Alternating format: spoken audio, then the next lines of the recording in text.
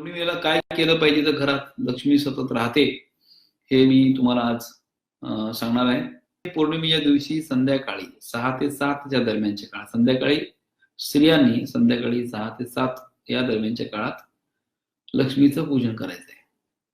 लक्ष्मीचं पूजन करताना दिवसभर उपवास पाळायचा आहे आणि जेव्हा लक्ष्मीचं पूजन कराल स्त्रिया तेव्हा आपण पाटावर कलश मांडून त्या कलशामध्ये पाणी भरून त्या पाण्यामध्ये 1 रुपयाचं एक नाणं टाकून त्यामध्ये 5 विड्याची पानं किंवा आंब्याची पानं ठेवून त्यावर नारळ ठेवून मग त्या कलशाला खण पण लावू शकता, मंगळसूत्र असेल तर ते घालू शकता, हळद कुंकू वगैरे वाहून फुलं वाहून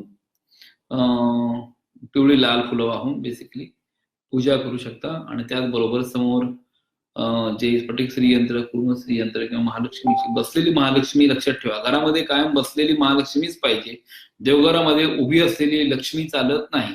उभी लक्ष्मीची पूजा करणं म्हणजे कायम ती सतत लक्ष्मी उभी राहते, म्हणजे त्या घरात पैसा टिकत नाही। म्हणून